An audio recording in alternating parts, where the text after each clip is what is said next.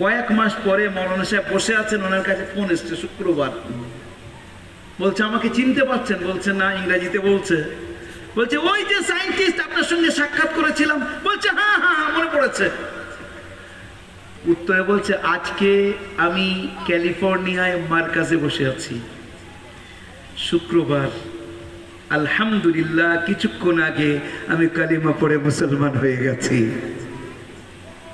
আমি আপনার কাছ থেকে ফিরে আসার পর আপনি যে আমার ভিতরে যে দীপটা জ্বালিয়ে দিয়েছিলেন, আমি তো আমার জীবনে শান্তি খুঁজছিলাম। আমি তো খুঁজছিলাম যে কোথায় গিয়ে শান্তি পাবো। আমি বিভিন্ন কিতাব স্টাডি করেছি, লাস্টে বৌদ্ধ ধর্ম গ্রহণ করেছিলাম, কিন্তু আপনি আমার মধ্যে এমন কিছু জ্বালিয়ে দিয়েছেন। আর মাওলানা সাহেব শুধু ওইটুকু বলে চুপ করে থাকেননি, নামাজে দাঁড়িয়েছেন, আল্লাহর কাছে কেঁদেছেন, ওগো আল্লাহ একটা দামি মানুষ যদি হিদায়াতের উপরে চলে আসে, আল্লাহ ওনার দ্বারা অনেক কাজ হবে। মালিক, হিদায়াতের মালিক তুমি রাস্তা দেখাও। কেঁদেছেন, আল্লাহ তার প্রতিক্রিয়া তার অন্তরে দিয়েছেন। কয়েক মাস পরে উনি বলছেন হুজুর আমি মুসলমান হয়ে গেছি। শুধু আমি না, আমার ফ্যামিলি মেম্বার সবাই, আমার 4টে ছেলে সবাই আলহামদুলিল্লাহ আমরা মুসলমান হয়ে গেছি। মৌলানা সাহেবকে তিনি বললেন যে আপনি মদিনা শরীফে আসেন। আমি কিছুদিন পরে মদিনা শরীফে আমি আসছি রমজান মাসে, আপনার সঙ্গে মদিনা শরীফে রমজান মাসে ইতিকাফ হবে। মৌলানা সাহেব বললেন হ্যাঁ অবশ্যই আসবো।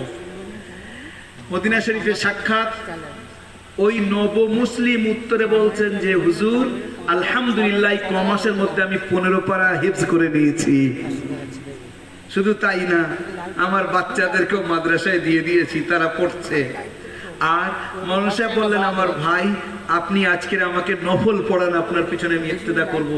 বলে হুজুর এটা কি করে হতে পারে, আমি নব মুসলিম।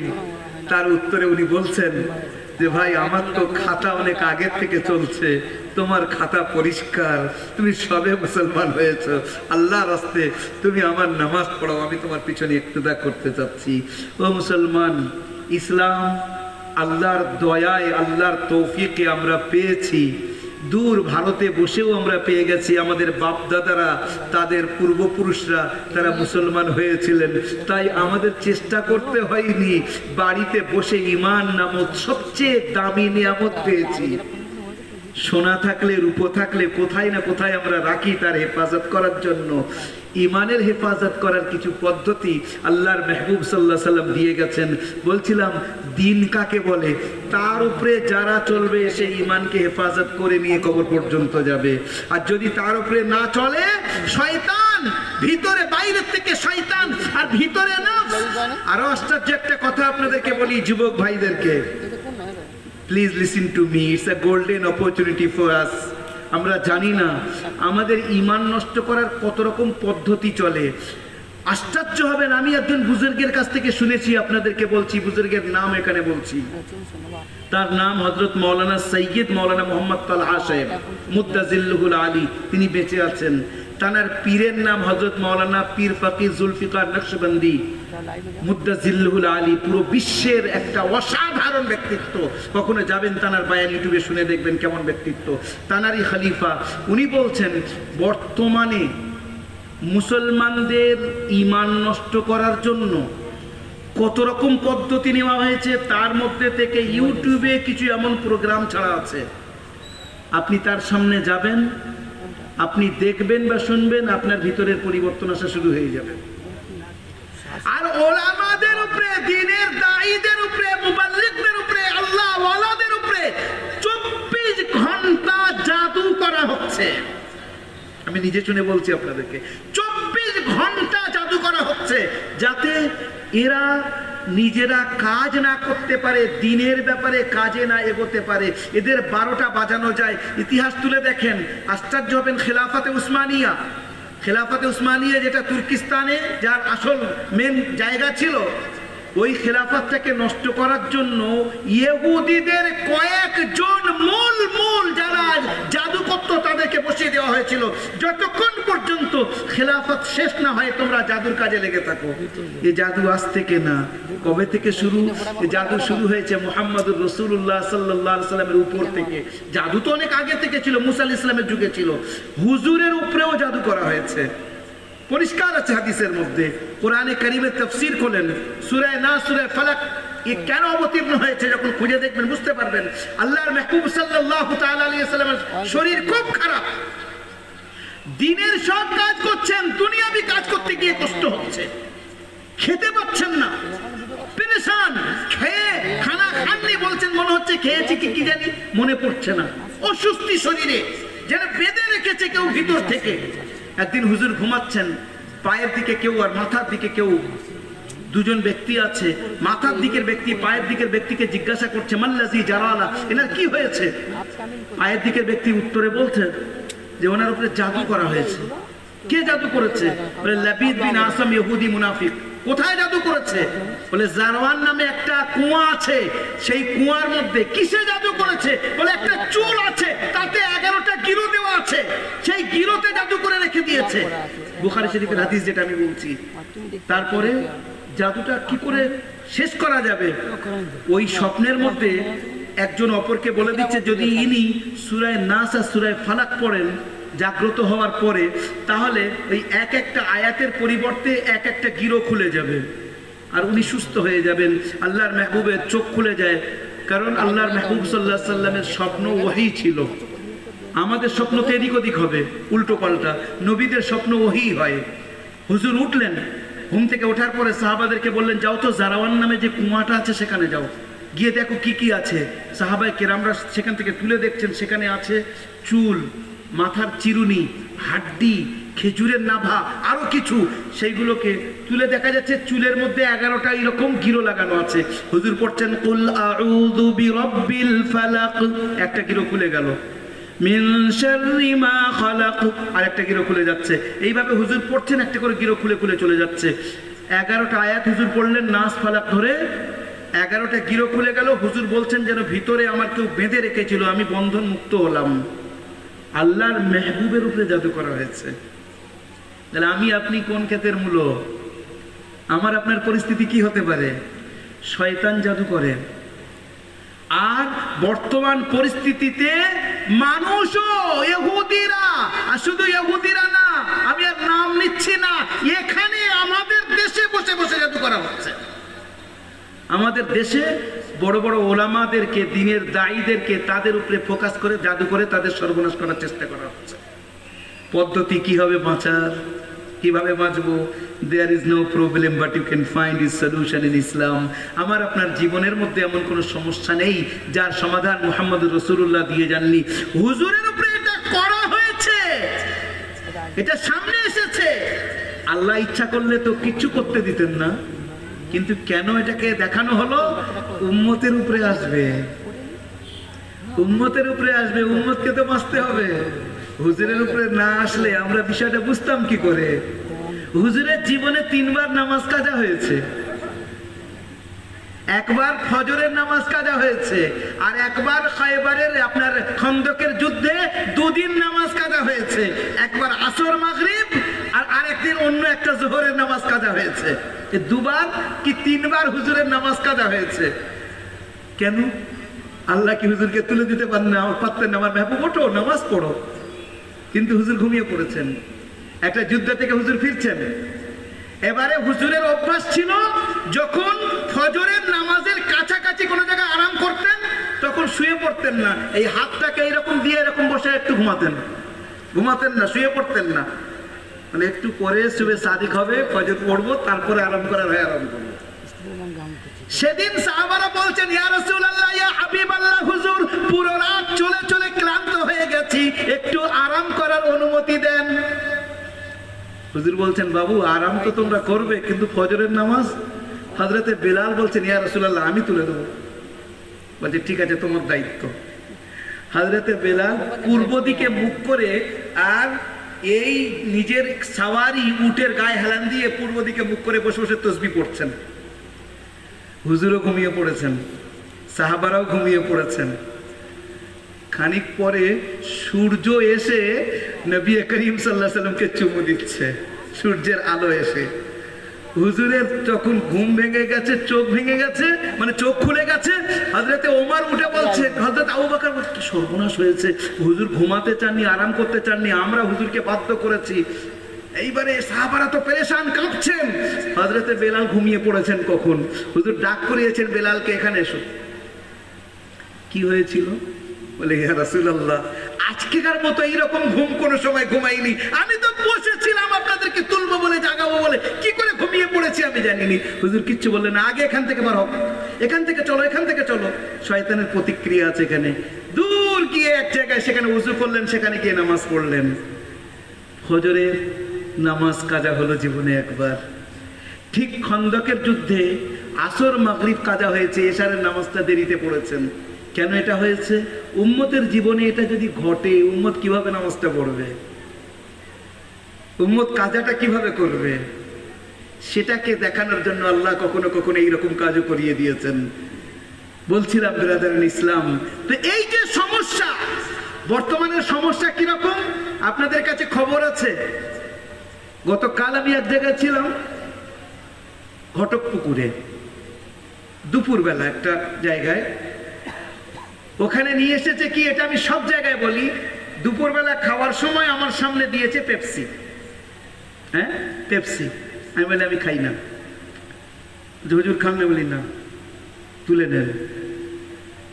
আমার আশ্চর্য এটা লাগলো যে যারা আমাকে খাওয়াচ্ছেন, দিচ্ছেন, তারা এডুকেটেড, বড় হাইফাই ফ্যামিলি তানাদের, কিন্তু আশ্চর্য এটা লাগলো যে তানাদের খবর নেই যে পেপসিটা কোথায় থেকে আসছে আর এই পয়সাটা কোথায় যাচ্ছে। গাজার মধ্যে 60,000-এর থেকে বেশি, তার মধ্যে 20,000-এর কাছাকাছি কচি কচি বাচ্চাদেরকে হত্যা করে দিয়েছে, আর এখনো বোমবর্ষণ চলছে। গতকালকেকার রিপোর্ট, একটা বাচ্চা বলছে আমাদেরকে একটু নিঃশ্বাস নিতে দাও, আর নিঃশ্বাস নিতে পারছি না। 57 Muslim countries are there in this world. They are totally in silent mood. বিশ্বের মধ্যে 57টা মুসলিম দেশ আছে। আপনারা জানেন কদিন আগে ডোনাল্ড ট্রাম্প এসেছিলেন সৌদি আরবে, মুত্তাহিদা আরব ইমারাতে, কাতারে। কেন? আমেরিকার মতো জায়গার একটা প্রেসিডেন্ট এমনিতে আসবে? আপনাদের কাছে খবর নেই হয়তো। এই মুত্তাহিদা আরব ইমারাত, সেখানে একটা আলাদা বিল্ডিং হয়েছে, তার নাম হলো দ্বীনে ইব্রাহিমি। সেখানে ডোনাল্ড ট্রাম্প থেকে শুরু করে সবাই বোঝাচ্ছে যে দেখো, ইব্রাহিম আলাইহিস সালামের দুটো সন্তান, ইসমাইল আলাইহিস সালাম, তার থেকে তোমরা মুসলমানরা, মুহাম্মদ সাল্লাল্লাহু আলাইহি সাল্লামের মাননেওয়ালারা, ইসমাইল আলাইহিস সালাম এর আরেকটা ভাই, তার নাম হলো ইসহাক আলাইহিস সালাম, তানার ছেলের নাম ইয়াকুব আলাইহিস সালাম, ইয়াকুব আলাইহিস সালাম থেকে তানার অপর নাম হলো ইসরাইল। তাহলে বনি ইসরাইল হযরত ইব্রাহিমেরই সন্তান তারা। তো ভাই তোমরা চাচা চাচা, ভাই ভাই, অর্থাৎ চাচা তো ভাই, একটা ইসমাইল আলাইহিস সালামের আর একটা ইসহাক আলাইহিস সালামের। তাহলে খ্রিস্টান, ইহুদি, মুসলমান তো সব এক, কেন ঝামেলা করছো? তার জন্য একটা আলাদা বিল্ডিং তৈরি হয়েছে মুত্তাহিদা আরব ইমারাতের মধ্যে। একই জায়গার মধ্যে গির্জা আছে, ইহুদিদের ইবাদতখানা আছে, মসজিদ আছে। বলে আমরা সব এক হয়ে চলবো। এই কাজে সবচেয়ে প্রথমে লাব্বাইক বলেছে আরব ইমারাতওয়ালারা, এবং তারা ইসরায়েলকে মেনে নিয়েছে। সৌদি আরবকে মানানোর জন্য চেষ্টা চলছে, ওই জন্য বারবার আসা যাওয়া চলছে। যার কারণে ইহুদিদের বিরুদ্ধে কেউ একটা টু শব্দ করছে না। কচি কচি বাচ্চাদেরকে মানবতা, বিশ্বের কোন ইতিহাসের মধ্যে, কোন কানুনের মধ্যে এটা নেই যে স্কুলের উপরে বোম মারা যেতে পারে, ধর্মস্থানের উপরে, মসজিদের উপরে, গির্জার উপরে বোম মারা যেতে পারে, হসপিটালের উপরে, যেখানে অসুস্থদেরকে সেবা দেওয়া হয় সেখানেও বোম মারা হচ্ছে। বিশ্ব চুপ, কারোর মনে একটু দয়া বলতে কিছু নেই। দুজনের ইহুদির গুলি মারা হয়েছে। আমেরিকার মধ্যে কে মেরেছে আমরা জানি না। আমেরিকা সেখানে দুটো ইহুদিকে গুলি মেরেছে, যেই মেরেছে, যাই করেছে, তাই নিয়ে হুলুস তুলুস পড়ে গেছে। আর এখানে 60,000 মানুষের জীবন, চোখে পানিও পর্যন্ত নেই। সব এক হয়ে তাদের সাপোর্ট করছে। আরে তারা তো অন্য, মুসলমানরা রয়েছে পৃথিবীর মধ্যে 200 কোটি মুসলমান, এদের হয়ে কথা বলার কেউ নেই। বেরাদারান ইসলাম, আল্লাহর মেহবুব সাল্লাল্লাহু আলাইহি সাল্লাম যা যা বলে গেছেন কিয়ামতের পূর্বে 142টা ছোট ছোট নিদর্শন বলেছেন। এই সাবজেক্ট আলাদা, নয়তো আমি সাবজেক্ট তুলতে পারতাম। 142 features before day after, before the day of judgement. কিয়ামতের পূর্বে 142টা নিদর্শন বলেছেন। বড় নিদর্শনগুলো বাদ দিয়ে সব নিদর্শন পুরো হয়ে গেছে, সব। আমি একটা বলছি, মা বাপের নাফরমানি করা, স্ত্রীর কথা খুব শুনবে, মায়ের কথা শুনবে না, মায়ের চোখে পানি, স্ত্রীর দুঃখ সহ্য হবে না, মা বসে বসে কাঁদবে, তাকে দেখার কেউ নেই। আব্বার কথা শোনার নেই, বন্ধুর কথা শোনা যাবে। সরকারি মালকে নিজের মাল মনে করা হবে। মিলিয়ে নেন, আমি 2-4টে শুধু বলছি, এর ডিটেলসে গেলে পুরো বক্তব্য ওতেই চলে যেত, সম্ভব না এখন। ঠিক এইরকম মদ আম হবে, জিনা আম হবে, গান বাজনা আম হবে। মসজিদের মধ্যে দুনিয়াবি কথা জোরে জোরে চলবে। ওয়ারতাফাতিল আসওয়াতু ফিল মাসাজিদ, মসজিদের মধ্যে দুনিয়াবি কথা জোরে জোরে চলবে। আর কি হবে? মানুষ থেকে, মানুষের মানে ক্ষতি থেকে নিজেকে বাঁচানোর জন্য স্যালুট করবে, আর যেই চলে যাবে তার গাল দেবে। বুঝতে পারেননি? মনে করেন এলাকার কোনো বড় লিডার আছে, পাশ থেকে যাচ্ছে আসসালামু আলাইকুম মুসলমান হলে, অমুসলিম হলে নমস্কার দাদা ভালো আছেন, হ্যাঁ রে হ্যাঁ ভালো আছি। যেই চলে গেছে, এবার সঙ্গে এক বন্ধু ছিল, তাকে বলছে, একটা গালি দিয়ে বলছে যে মোটামুটি এর মতো কবে মরবে। বলে তুই এক্ষুনি স্যালুট করছিলিস, এই তুই এক্ষুনি সালাম করছিলিস। বন্ধু বলছে, বলে এই সালাম না করলি না আমার নামটা যে ঘর এসছে ওবি কেটে দেবে। বুঝে আসেনি কথা? আমার নামে যে ঘর এসছে ওটাও মাফ করবে না, কথার কথা বলছি। হ্যাঁ, হচ্ছে কিনা এগুলো সমাজে? আল্লাহর মেহবুব বলে গিয়েছেন 1500 বছর আগে যেগুলো বলে গেছেন সব পরিপূর্ণ হয়ে গেছে, শুধু বাকি বড় নিদর্শনগুলো। ঈসা আলাইহিস সালামের আগমন, ইমামে মেহেদির আগমন, ইয়াজুজ মাজুজের আগমন, পশ্চিম দিক থেকে সূর্য উদয় হওয়া, দাব্বাতুল আরদের আসা, দাজ্জালের আসা, এই যেগুলো বড় বড় কথা মানে নিদর্শন বলে গেছেন, সেইগুলো বাকি বাকি সব হয়ে গেছে। তার মতলব আমরা কি জানছি? একদম কিয়ামত শিওরে দাঁড়িয়েছে। আর আমরা চলেছি কোন দিকে নিজেরাও জানি না, কোথায় দৌড়চ্ছি, কোথায় এসে দৌড়ো, শোবো কোথায়? এই পাশে আত্মীয়রা শুয়ে আছেন, কাল হয়ে এখানে শুতে হবে। দৌড়চ্ছি আমরা। আমার আপনার জন্য কিয়ামত কি? যেদিন মরবো সেদিন প্রথম কিয়ামত হয়ে গেল।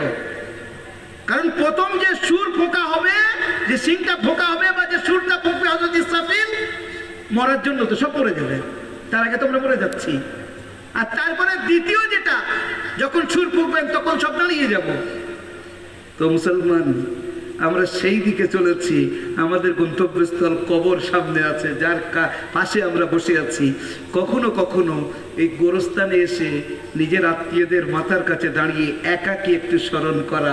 আল্লাহর মেহবুব বলছেন, উজ আকসিরু যিকরা হাজিমিল লাজ্জাতাল মাউত, বেশি বেশি করে মৃত্যুকে স্মরণ করো, কারণ এ যখন স্মরণে আসবে সব বৃথা মনে হবে, সব বৃথা মনে হবে। কার জন্য কি করছি?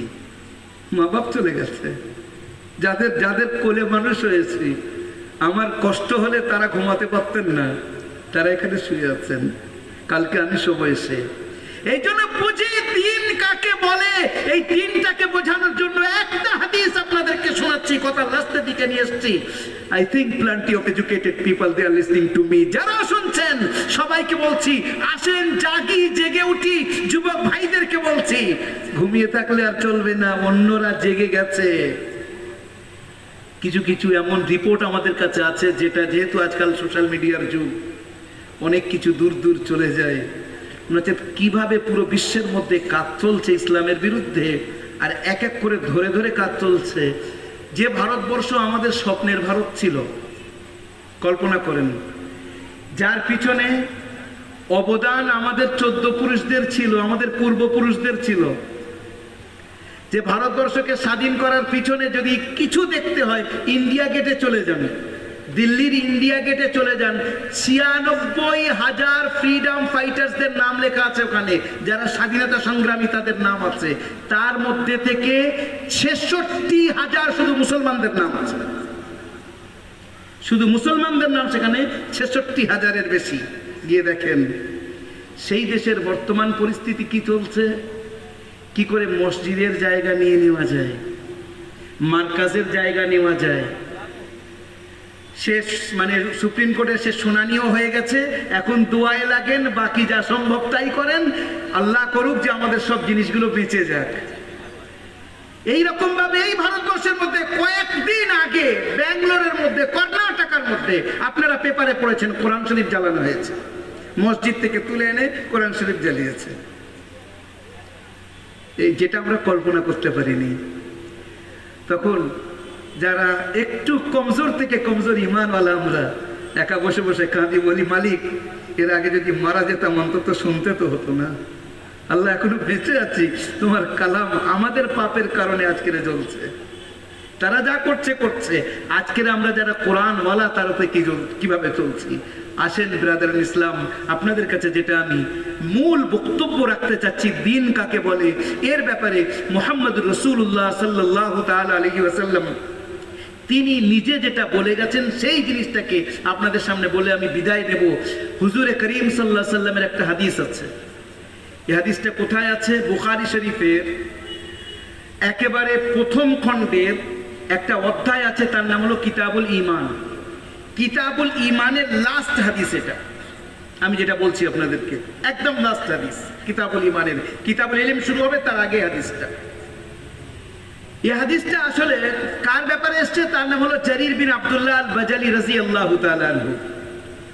এনাকে বলা হয় ইউসুফু হাযিহিল উম্মাহ, এই উম্মতের ইউসুফ ইনি। জি, তো হযরতে জারির বিন আব্দুল্লাহ আল বাজালি রাদিয়াল্লাহু তাআলা আনহু বাজারে গেছেন। দিন কাকে বলে একটু বুঝি, কথা শেষ করে দেব। জি, একবার দরুদ শরীফ পড়েন, আল্লাহুম্মা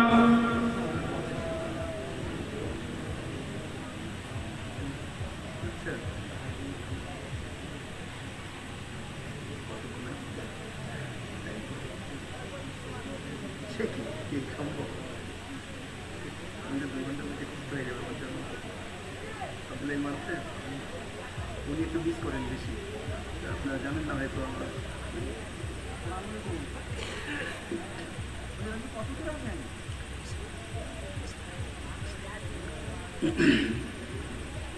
এবার দরুদ শরীফ পড়েন সবাই, আল্লাহুম্মা সাল্লি আলা সাইয়্যিদিনা মুহাম্মাদ ওয়া আলা আলি সাইয়্যিদিনা মুহাম্মাদিন ওয়া বারিক ওয়াসাল্লিম। আল্লাহুম্মা সাল্লি আলা সাইয়্যিদিনা মুহাম্মাদ ওয়া আলা আলি সাইয়্যিদিনা মুহাম্মাদিন।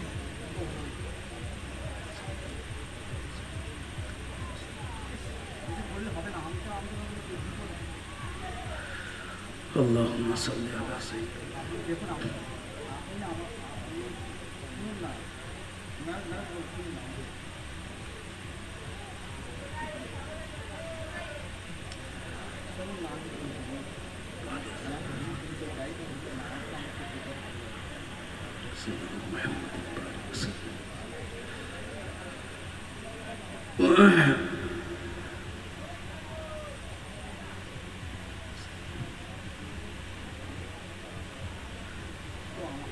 এক মিনিট আপনাদের অনুমতি চাচ্ছে, কথা বলছে বক্তাদের বিষয়ে তো।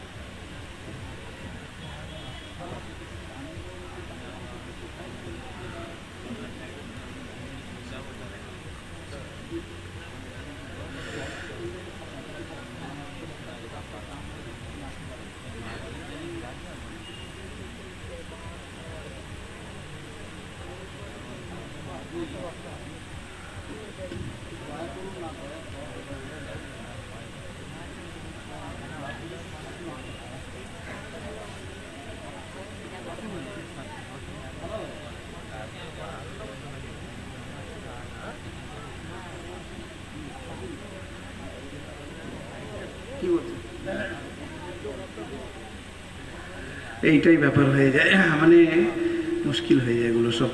হ্যাঁ, প্রথম দাওয়াত কেন নেবো, নেবো তা মিস কেন করবো?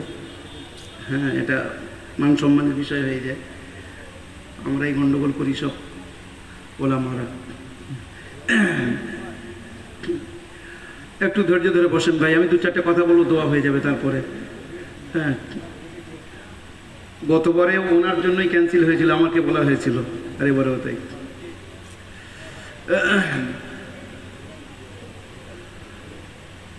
তো ভাই আমি যেটা আপনাদের সামনে যেটা হওয়ার সেটাই হয়েছে, কি বলবো। আর 2-4টে কথা বলি, ইনশাল্লাহ দোয়া হয়ে যাবে। কারণ আমি আসলে সকাল থেকে আমাকে পড়াতে হয়। আপনারা জানেন মাদ্রাসার লাইনের শিক্ষক যারা, তাদের কাছে 2 ঘন্টার বেশি বললে খুব কষ্ট হয়ে যায়। সকাল থেকে নিয়ে সন্ধ্যা পর্যন্ত পড়ানো, তারপরে জলসা। ওই জন্য আমাদের লিমিট থাকে, 2 ঘন্টার উপরে কথা বলতে খুব কষ্ট হয়ে যায়। হ্যাঁ, অলরেডি 2 ঘন্টা প্রায় হতেই চলেছে। আমি যে সাবজেক্টটা শুরু করেছিলাম ওইটা একটু কমপ্লিট করব, তারপরে ইনশাল্লাহ যদি আপনারা কাউকে বসান তাহলে ভালো, না দোয়া হয়ে যাবে। বলছিলাম যে দিন কাকে বলে, আবার একটু জুড়ে যাই মিজাজের সঙ্গে, মধ্যখানে একটু নিয়ে হয়ে গেছে। দিন কাকে বলে এই বিষয়ে হযরতে জারীর বিন আব্দুল্লাহ আল বাজালি রাদিয়াল্লাহু তাআলা আনহু থেকে এই হাদিসটা কিতাবুল ঈমানের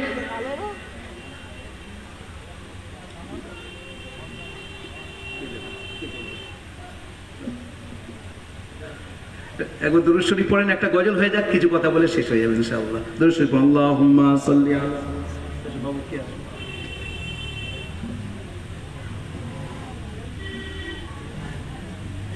আলহামদুলিল্লাহ, দক্ষিণ 24 পরগনা সুরের সম্রাট যিনি বয়ান করছেন, এনার ছাত্র, যোগদিয়া মাদ্রাসারও ছাত্র, এলাকার জনপ্রিয় শিল্পী জনাব হাফেজ কারি মৌলানা মুফতি আমিন সাহেব একটা গজল পাঠ করে শোনাবেন।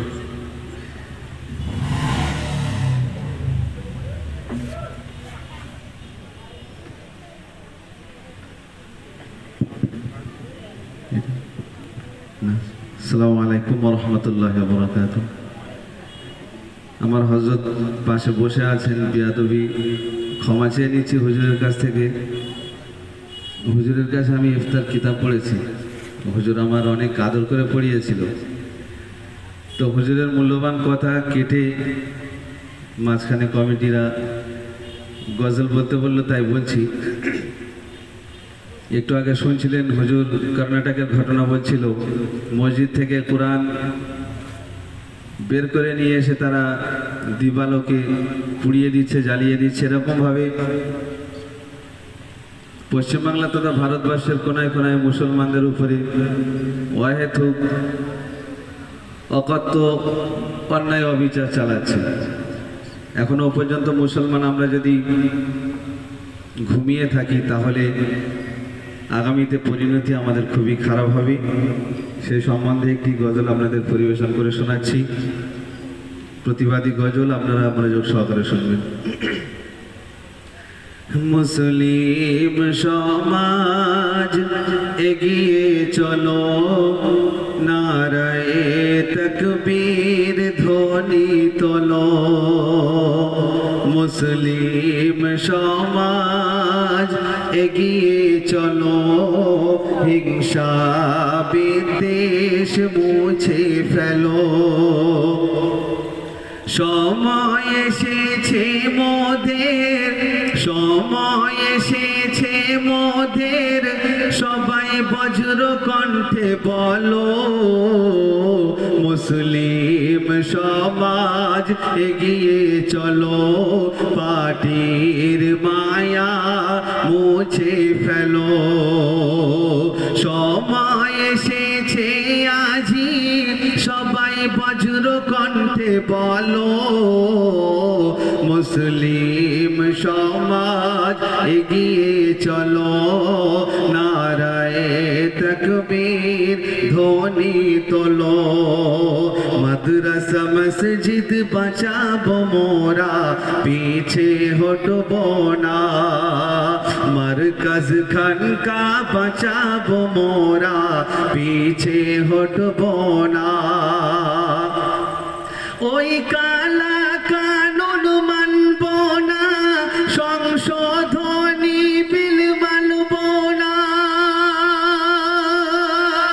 মুসলমানকে কেন সরকার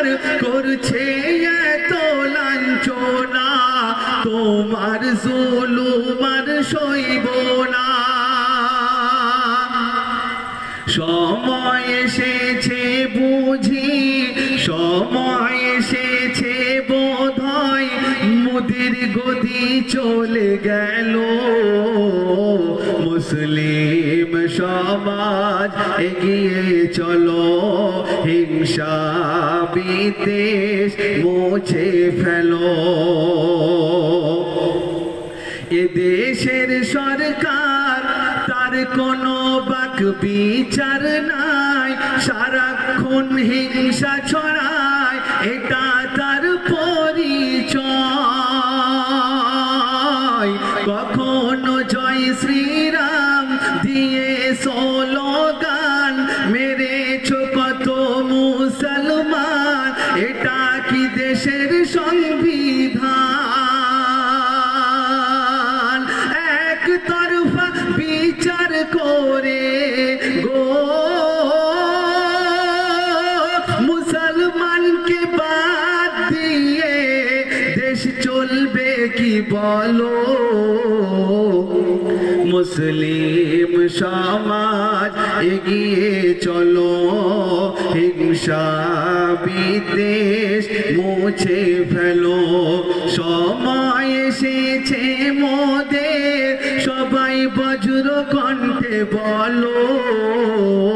মুসলিম সমাজ এগিয়ে চলো, পার্টির মায়া মুছে ফেলো। হিন্দু মুসলমান মোরা ভাই ভাই, একই সঙ্গে মোরা বাঁচতে চাই। মোদের উপর যারা চালাবে অন্যায় অত্যাচার, তাদের ভারতবর্ষে কোনো জায়গা নাই।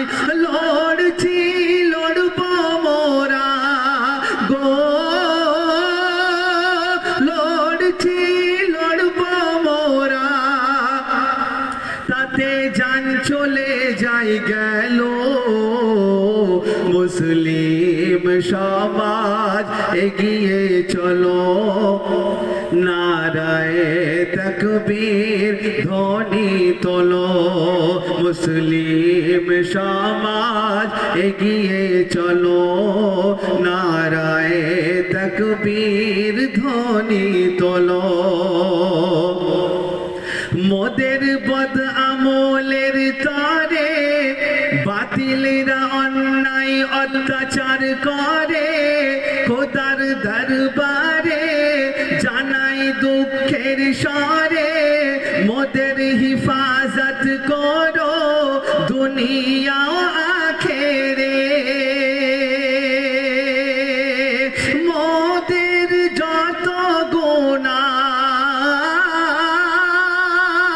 মোদের যত গুনাহ খোদা সব ধুয়ে মুছে ফেলো। মুসলিম সমাজ এগিয়ে চলো, হিংসা বিদ্বেষ মুছে ফেলো। মাদ্রাসা মসজিদ বাঁচাবো মোরা, পিছে হটবো না। খানকা দরগা বাঁচাবো মোরা, পিছে হটবো না। ওই কালা কানুন মানব না, সংশোধনী বিল মানব না। মুসলমানকে কেন সরকার করছে এত লাঞ্ছনা? তোমার জুলুম আর সইব না। সময় হয়েছে বোধহয় তোমার গদি চলে গেল। মুসলিম সমাজ এগিয়ে চলো, নারায়ে তাকবীর ধ্বনি তোলো। প্রতিবাদী গজল একটি শুনলেন, ছোট্ট একটি হামদে বাড়িতালা আপনাদের সম্মুখে পরিবেশন করব। তারপরে আমার হযরত যেমন কথা রাখছিলেন অল্প কথা রাখবে, তারপরে হয়তো দোয়া হয়ে যেতে পারে।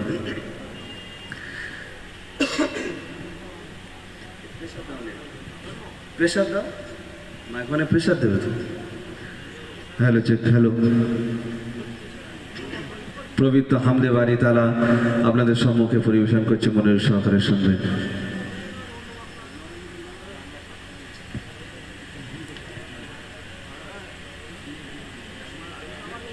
আল্লাহ তুমি বড়ই মেহেরবান,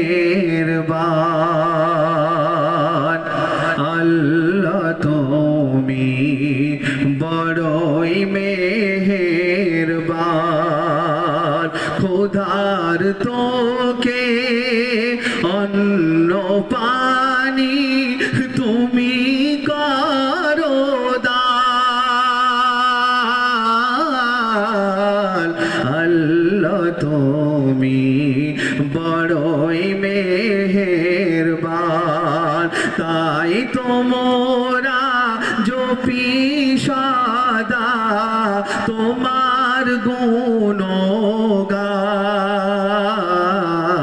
তুমি রহিম রহমান, আল্লাহ তুমি বড়ই মেহেরবান,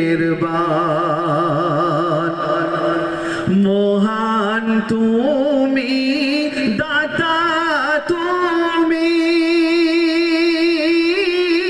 করুণার সিন্ধু তুমি, তোমার ইশারায় দিন রজনী শূন্যে আকাশ সবুজ ভূমি, অনন্ত অসীম তুমি, অনন্ত অসীম তুমি, সর্ববিরাজমান,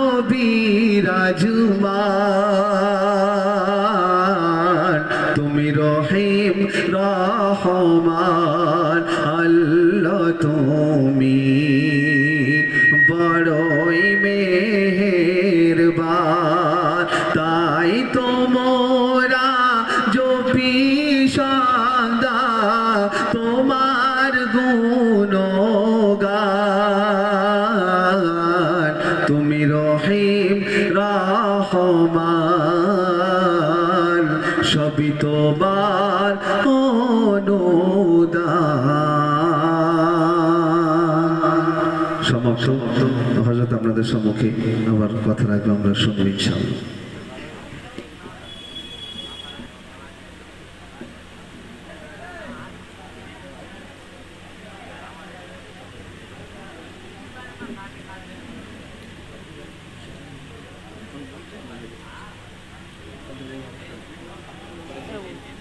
Robul?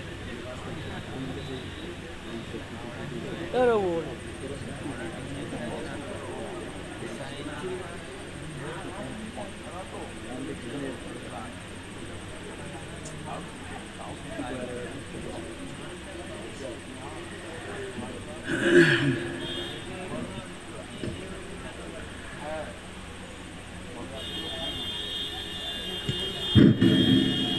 ভাই, আপনাদের সামনে কথা বলতে বড় লজ্জা লাগছে। আমাদের বক্তারা যদি এরকম 2 নম্বরই করে তাহলে আর কিছু করার নেই। আব্দুল্লাহিল মারুফ সাহেব উনি নিজেই এই তারিখটা দিয়েছেন, 24 তারিখ। আমরা ফোন করলাম, বললে আমি 24 তারিখ যেতে পারবো, ওই দিন আমার ফাঁকা। আলহামদুলিল্লাহ। আজ দুপুরবেলা আমাকে ফোন করেছেন যে আমাকে কটার সময় তুলবেন। আমি বলি আপনি আসুন না, আজকে আমার অন্য জায়গায় কোনো প্রোগ্রাম নেই, আপনাদের ওখানে যাব আর খাওয়া দাওয়া করে এখানে একটু শুয়ে পড়বো, তারপর যখন টাইম দেবেন আমি বক্তব্য রাখবো। হয়ে গেল। আর মৌলানা ইমরান সাহেব হাওড়া জেলায় উনি আসছিলেন, আস্তে আস্তে রাস্তায় ওই ঠাকুর এটা সেটা অনেক তুলেছে আর খুব ভিড়, উনি সেইটা পাশ কাটিয়ে আর আসতে পারেননি। আমাদের ফোন করলেন যে আমি কী করে যাব। ওনাকে বলা হলো যে পিছিয়ে একটু চলে এসে সামনে রাস্তা আছে, ওখান থেকে বেরিয়ে আসুন। বলে আমি মানে বুঝতে পারছি না কোথায় যাব, সেই জন্যে আমারটা আপনারা ক্ষমা করবেন, আমি যেতে পারছি না। এখন যা পজিশন হলো আপনাদের কাছেও আমরা ক্ষমা চাচ্ছি আজ আমাদের দীর্ঘ 15-16 বছরের জলসা কোনোদিন এরকম ঘটেনি। যাই হোক, হযরত 2-4টা কথা বলেই দোয়া করে দিচ্ছেন, ইনশাআল্লাহ আমরা দোয়ার পরে চলে যাব।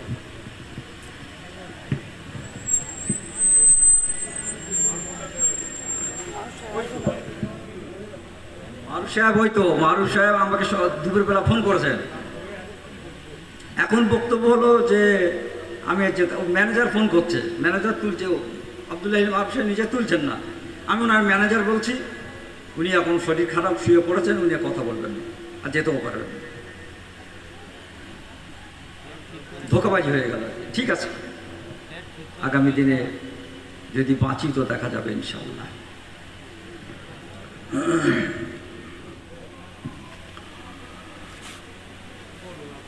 ভাই, যে কথাটা চলছিল আমি কথাটা কমপ্লিট করে দিই, দিয়ে দোয়া করে যে যার রাস্তায় নিই, গিয়ে একটু রেস্ট নেওয়া যাবে, নামাজের সময় নামাজ আদায় হয়ে যাবে ইনশাআল্লাহ। বলছিলাম যে দিন কাকে বলে, এর উপরে আমি একটা হাদিস শোনাচ্ছিলাম, কিন্তু মধ্যিখানে আমাদের গজল শিল্পী আপনাদের সামনে মাশাআল্লাহ বর্তমান পরিস্থিতি তুলে ধরেছেন। আমি কিছুদিন আগে, এই বছরে কয়েকদিন আগে, বর্ধমান বুহার মাদ্রাসার প্রোগ্রাম ছিল, খুব বড় প্রোগ্রাম, বড় বড় দিকপাল আলিমরা সেখানে ছিলেন, আর আমাকেও ওনারা দাওয়াত করেছিলেন, যার মধ্যে মুফতি নাসিরউদ্দিন সাহেব চাঁদপুরি, মুফতি ইব্রাহিম সাহেব পাঁশকুড়া মাদ্রাসার শেখুল হাদিস, মৌলানা আজাদুর রহমান সাহেব পান্ডুয়া মাদ্রাসার শেখুল হাদিস, তারপরে দারুল দেওবন্দের স্বনামধন্য শিক্ষক হজরত মৌলানা মুফতি ইউসুফ সাহেব তালবি আমার উস্তাদ, উনি, এরকম সব বড় বড় আলিমরা ছিলেন। আমাকে সব এই 8 ঘন্টা 40 মিনিট করে সময়, আমি যেটা বলার উদ্দেশ্য সেটা বলছি। ওখান থেকে ফিরছি, মুফতি ইব্রাহিম সাহেব আর আমি, আর আমার সঙ্গে আমার একটা ছাত্র ছিল, মুফতি সাহেবের ড্রাইভার ছিল, আমি মুফতি সাহেবের সঙ্গে আসছি। রাস্তায় এক জায়গায় একটু চা খাওয়ার প্রয়োজন, মুফতি সাহেব চা খেতেও ভালোবাসেন, পান খেতেও ভালোবাসেন। আমি বললাম সুযোগ আছে একটু খিদমত করার, বড়দের খিদমত যতটুকু করা যায়।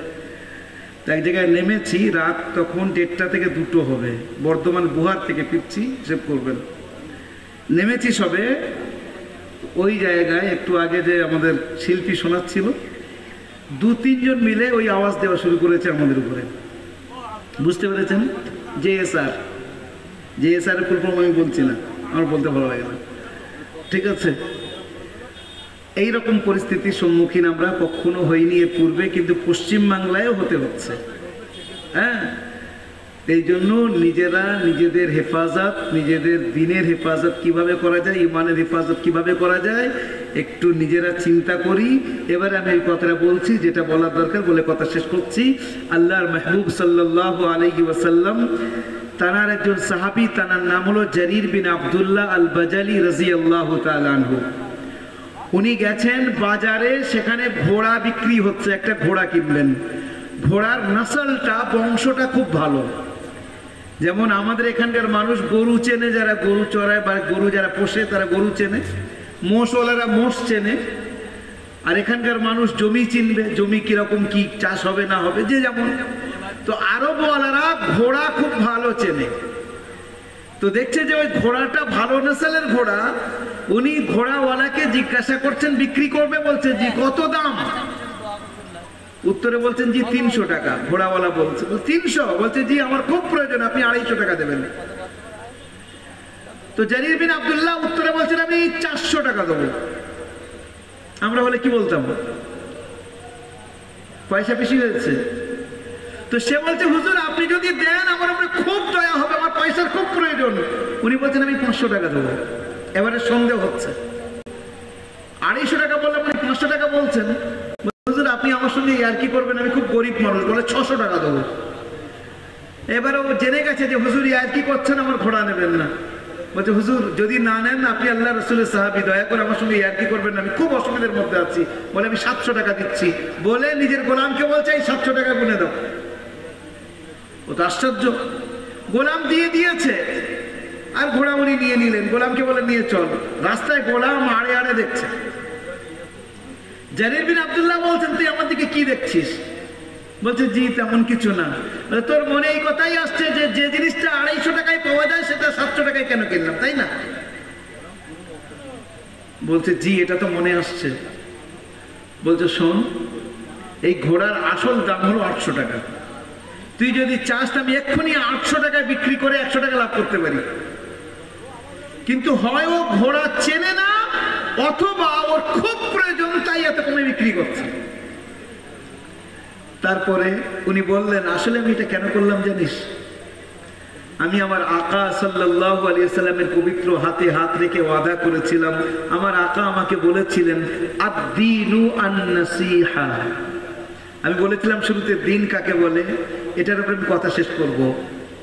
আদ-দীনু আন-নাসিহা, এর মধ্যে একটা গ্রামারিক্যাল একটা রুল আছে, কায়দা আছে। মৌলানা সাহেবরা বা যারা গ্রামার পড়ে তারা জানে, দুই জায়গায় যদি আলিফ লাম আসে তার মানে হলো দিন ওরই নাম, ওর বাইরে না। দুই জায়গায় আলিফ লাম আসে যদি, তারপরে এটা এই জায়গায় দাঁড়ায়, অর্থাৎ দিন নসিহতেরই নাম। তার মানে কি? নসিহত কাকে বলে? যেটা আমি করছি বা মৌলানা সাহেব করছেন বা কেউ করছেন, এর নসিহতের একটা অংশ। আসল নসিহত কাকে বলে? ভালো চাওয়া। আপনি পিতা আপনার সন্তানের ভালো কি চাচ্ছেন? আপনি এলাকার ইমাম সাহেব আপনি আপনার মুসল্লিদের ভালো কি চাচ্ছেন?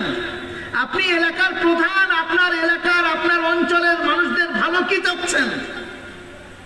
তারপরে হুজুর বলছেন লিল্লাহি ওয়া লিরাসূলিহি ওয়া লিআইম্মাতিল মুসলিমিনা ওয়া আম্মাতিহিম, আল্লাহর জন্য, তার রাসূলের জন্য, সাধারণ মানুষের জন্য এবং বাদশাদের জন্য ভালো চাওয়া।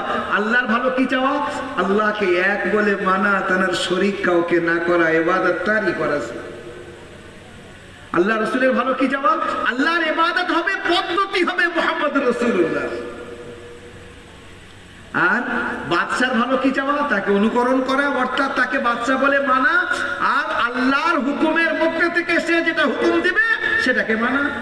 কিন্তু আল্লাহর হুকুমের বিরুদ্ধে যদি কথা বলে সেটা মানা যাবে না। লা তাআতা লিমাখলুকিন ফি মাসিয়াতিল খালিক, কোন মাখলুকের কথা মানা যাবে না আল্লাহর নাফরমানি করে।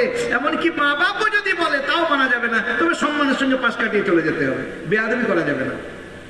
আর জনগণের ভালো চাওয়া, তো বিরাদারান ইসলাম, আমি সবচেয়ে প্রথমে নিজের ভালোটা চাই, জনগণের ভালো চাই, নিজের ফ্যামিলির মধ্যে যারা আছেন তাদের ভালো চাই। কিভাবে করব সেটা নিজেরা চিন্তা করি। আল্লাহ সুবহানাহু ওয়া তাআলা আমাদেরকে সঠিক বোঝা ও তার উপরে আমল করার তৌফিক এনায়েত করুন। ওয়া আখিরু দাওয়ানা আনিল হামদুলিল্লাহি রাব্বিল আলামিন। হুজুর আপনি দোয়া করে দেন।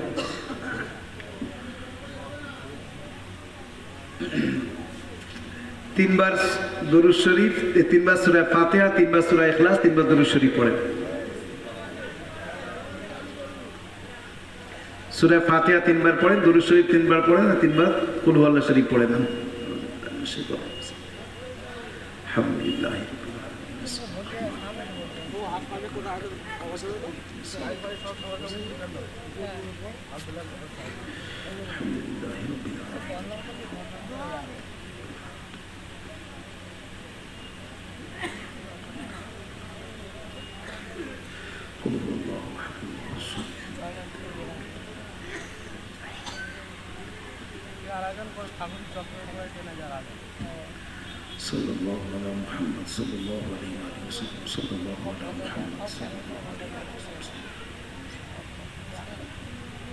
ভাই দোয়া হচ্ছে। আলহামদুলিল্লাহি রাব্বিল আলামিন والصلاة والسلام على سيد الأنبياء والمرسلين محمد وعلى آله وصحبه أجمعين. ربنا ظلمنا أنفسنا وإن لم تغفر لنا وترحمنا لنكونن من الخاسرين. ربنا لا تزغ قلوبنا بعد إذ هديتنا وهب لنا من لدنك رحمة إنك أنت الوهاب. اللهم يا أول الأولين يا آخر الآخرين يا ذا القوة المتين يا راحم المساكين يا أرحم الراحمين. اللهم صل على محمد وعلى آل محمد بعدد كل ذرة ألف مرة. আয় আল্লাহ, তুমি দয়া করে মেহেরবানি করে আমাদের বিগত জীবনের সমস্ত গুনাহ খাতাকে মাফ করে দাও। আয় আল্লাহ, যে পথে চললে তোমার সন্তুষ্টি অর্জন করতে পারবো সেই পথে চলার তৌফিক দাও। আয় আল্লাহ, যে পথে চললে তুমি অসন্তুষ্ট হবে সে পথকে বর্জন করার তৌফিক দাও। আয় আল্লাহ, আমাদের মধ্যে যারা রোগগ্রস্ত তাদেরকে তুমি শিফা দান করো। এই আল্লাহ যারা হসপিটালে, নার্সিং হোমে, ডাক্তারখানায়, নিজের বাড়িতে অসুস্থ অবস্থায় আছেন তাদেরকে সুস্থতা নসিব করো। এ আল্লাহ আমাদের আকাবিরিনদের মধ্যে যারা হায়াতে আছেন, যারা অসুস্থ আছেন তাদেরকে সুস্থতা নসিব করো। এ আল্লাহ বিশেষ করে হযরত মুফতি সাহেবের, এ আল্লাহ তাদেরকে সুস্থতা নসিব করো। আই আল্লাহ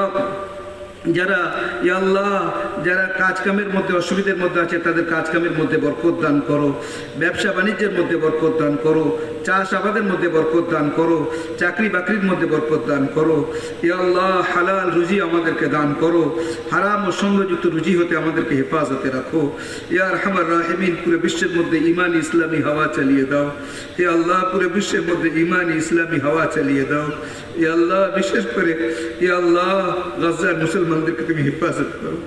ইয়া আল্লাহ ফিলিস্তিনি মুসলমানদেরকে তুমি হেফাজত করো। ইয়া আল্লাহ ফিলিস্তিনি মুসলমানদেরকে তুমি হেফাজত করো।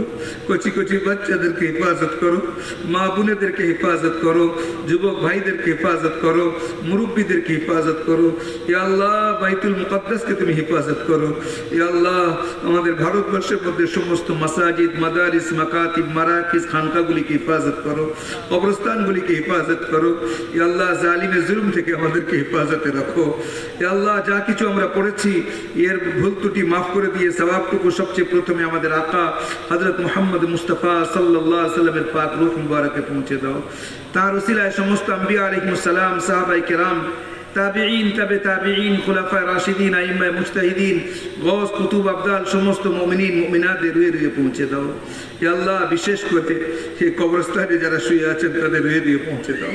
ইয়া আল্লাহ আমাদের আত্মীয়রা এখানে শুয়ে আছে বলা, ইয়া আল্লাহ তাদের সব আমল বন্ধ হয়ে গেছে। ইয়া আল্লাহ আমরা যেটা পাঠাবো তুমি দয়া করে সেটা পৌঁছে দাও। ইয়া আল্লাহ তোমার খাস রহমত তাদের উপরে তুমি বর্ষণ করো। ইয়া আল্লাহ কালকে আমাদেরকেও শুতে হবে মওলা। ইয়া আল্লাহ যাওয়ার আগে যাতে কবরে তৈরি করে যেতে পারি সেই তৌফিক তুমি দান করো। ইয়া আল্লাহ দিনের উপরে বাকিটা জীবন কাটাতে পারি সেই তৌফিক তুমি দান করো। ইয়া আল্লাহ ঈমানের হিফাজত করে কবর পর্যন্ত নিয়ে যেতে পারি সেই তৌফিক তুমি দান করো। ইয়া আল্লাহ মৃত্যুর আযাব, কবরের আযাব, দুনিয়ার আযাব, হাসরের আযাব, পুলসিরাতের আযাব, জাহান্নামের আযাব থেকে আমাদের হেফাজতে রেখো। ইয়া আল্লাহ তোমার হাবিবে পাক সাল্লাল্লাহু আলাইহি ওয়াসাল্লামের সুপারিশ নসিব করো, ডান হাতে আমাল নামা নসিব করো। ইয়া আল্লাহ হাউজে কাউসার নসিব করো। ইয়া আল্লাহ বিনা হিসেবে জান্নাত নসিব করো। ইয়া আরহামার রাহিমিন, আমাদের আকাবিরিনরা যারা দুনিয়াতে চলে গেছেন তাদের রুহের সওয়াব বখশে দাও। ইয়া আল্লাহ তাদেরকে আলা ইল্লিয়িনে মাকাম নসিব করো। ইয়া আল্লাহ তাদের আলা ইল্লিয়িনে মাকাম নসিব করো। ইয়া আল্লাহ হযরত মাওলানা আকিল সাহেব রাহমাতুল্লাহ আলাইহি, হযরত মাওলানা মাসিউর রহমান সাহেব রাহমাতুল্লাহ আলাইহি থেকে শুরু করে আমাদের আকাবিরিনরা যারা চলে গেছেন ইয়া আল্লাহ তাদের আলা ইল্লিয়িনে মাকাম নসিব করো। ইয়া আল্লাহ এখানে হযরত মাওলানা খলিলুল আলম সাহেব শুয়ে আছেন, ইয়া আল্লাহ তাদেরকে আলা ইল্লিয়িনে মাকাম নসিব করো। ইয়া আল্লাহ আরো যারা যারা শুয়ে আছেন এখানে আমরা উপস্থিত রয়েছি, ইয়া আল্লাহ অনেকের বরং সবাইয়ের প্রায় আত্মীয় এখানে শুয়ে আছেন মাওলা। ইয়া আল্লাহ সবাইয়ের কবরকে তুমি নূরে ভরে দাও। ইয়া আল্লাহ তাদের কবরকে তুমি জান্নাতের বাগিচা বানিয়ে দাও। ইয়া আরহামার রাহিমিন, যা চেয়েছি তা তুমি দান করো, যা চাইনি যেটা আমাদের জন্য উপকার হবে সেটাও নসিব করো। ইয়া আল্লাহ এই জলসা যারা দিয়েছেন, এর পিছনে যারা শ্রম দিয়েছেন, অর্থ দিয়েছেন, সময় দিয়েছেন, ইয়া আল্লাহ তাদেরকে তুমি কবুল করে নাও, মা বোনেদেরকে কবুল করে নাও। ইয়া আল্লাহ যে সমস্ত যুবক ভাইয়েরা, মুরব্বীরা এর পিছনে ইয়া আল্লাহ শ্রম দিয়েছেন, মেহনত করেছেন, তাদের মেহনতকে তুমি কবুল করে নাও। ইয়া আল্লাহ দিনের জন্য আমাদের যুবকদেরকে তুমি দাঁড় করিয়ে দাও। ইয়া আল্লাহ দিনের জন্য যাতে নিজের জীবনকে উৎসর্গ করতে পারে সেই রকম মানসিকতা আমাদের তৈরি করে দাও। ইয়া আরহামার রাহিমিন, ইয়া আল্লাহ পুরো বিশ্বের মধ্যে যেখানে যেখানে মুসলমানরা অত্যাচারিত হচ্ছে আল্লাহ, ইয়া আল্লাহ জালিমদের বিরুদ্ধে তাদেরকে তুমি হেফাজত করো, জালিমদেরকে নিস্ত নাবুদ করে দাও। ইয়া আরহামার রাহিমিন, যা চেয়েছি তা তুমি দান করো, যা চাইনি যেটা আমাদের জন্য উপকার হবে সেটাও নসিব করো। এই টুটিফাটি দোয়াটুকু তোমার হাবিব আমাদের আকা হযরত মুহাম্মদ মুস্তাফা সাল্লাল্লাহু তাআলা আলাইহি ওয়াসাল্লামের ওসিলায় কবুল করে নাও। সাল্লাল্লাহু তাআলা আলা খায়রি খালকিহি মুহাম্মদ ওয়া আলা আলিহি ওয়া সাহবিহি আজমাইন ওয়ারহামনা মাহুম বিরহমাতিকা ইয়া আরহামার রাহিমিন। আসসালামু আলাইকুম ওয়া রাহমাতুল্লাহ।